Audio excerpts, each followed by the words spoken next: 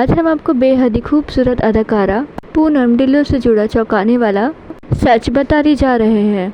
कैसे इस एक्ट्रेस ने अपना सुपर हिट करियर को चौपट कर लिया था।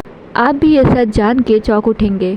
80 के दशक की सबसे खूबसूरत एक्ट्रेस का अगर जिक्र हो तो उसमें पूनम ढिल्लों का नाम सबसे ऊपर रहेगा। मासूम सा चेहरा और सुंदर सी मुस्कान हर किसी को घायल कर देती थी।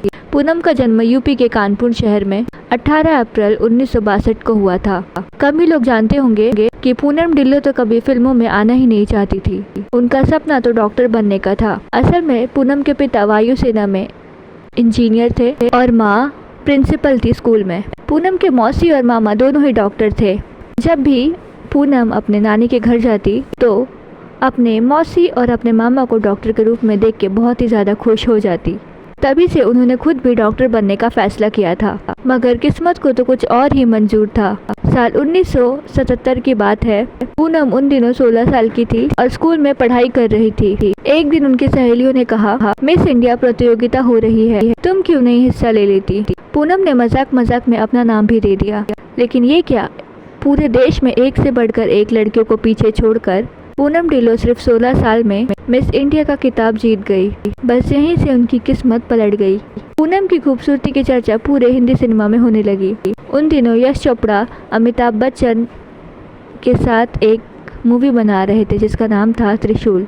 एक दिन उनके टेबल पे पूनम की फोटो पहुंच गई।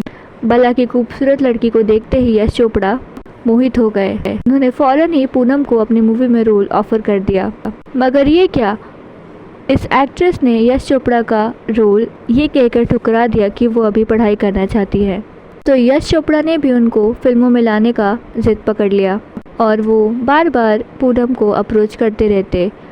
फिर क्या, पूनम ढिल्लों को मानना पड़ा और वो एक शर्त के साथ फिल्मों में काम करने के लिए मानी थी कि वो सिर्फ स्कूल की छुट्टियों में ही एक्टिंग करेंगी।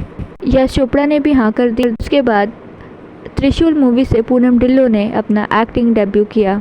वैसे तो मूवी सुपर डुपर हिट हुई और संजीव कुमार की बेटी बनी पूनम ढिल्लों की भी खूब ज़्यादा तारीफ हुई। लेकिन इस खूबसूरत एक्ट्रेस को जिस मूवी ने सच में नाम दिलाया वो 1979 में आई नूरी मूवी थी। हीरो थी फारूक शेख और ये मूवी भी यश चोपड़ा की ही थी। इस मूवी में पूनम ढिल्लों बला की खूबसूरत लगी थी और लोग उनके दीवाने हो गए थे। इस मूवी ने पूनम का करियर सीधे 7वें आसमान पर ला के खड़ा कर दिया। पूनम ने इसके बाद सोनी महलवान, तेरी मेहरबानियाँ, सवेरे वाली गाड़ी, कर्मा, सौंदर्य और नाम जैसी हिट मूवीज दी। फिर इतनी टॉप एक्ट्रेस का करियर और इनकी ज़िंदगी कैसे चौपट हो गया, चलिए हम आपको बताते हैं। असल में पूनम ढिल्लों का करियर उनके अफेयर ले डूबे।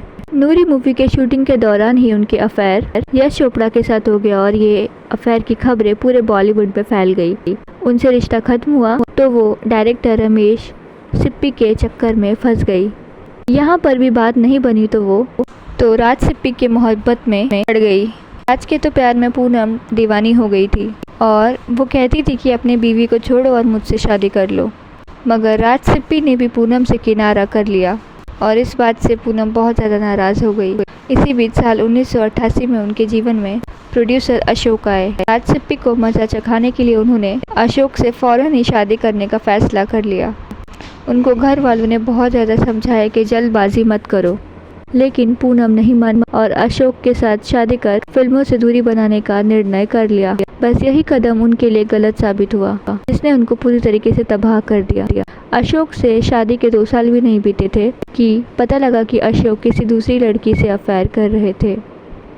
पूनम को जैसे ही ये बात पता लगी उन्होंने अपने पति को सबक सिखाने की ठान ली। शादीशुदा पूनम ने भी हांगकांग के टीपू से अफेयर की शुरुआत कर दी। अशोक अपनी बीवी के दूसरे व्यक्ति से संबंध सहन नहीं कर सके और साल 1997 में उन्होंने पूनम को तलाक दे दिया।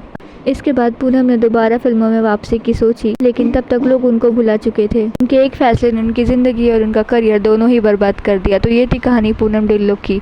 आपको इनकी स्टोरी कैसी लगी मुझे कमेंट में ज़रूर बताइएगा। इस वीडियो को लाइक कीजिए, मेरे चैनल को सब्सक्राइब कीजिए और इस वीडियो को जितना हो सके उतना शेयर कीजिए। थैंक यू सो मच इस वीडियो को पूरा देखने के लिए। Thank you.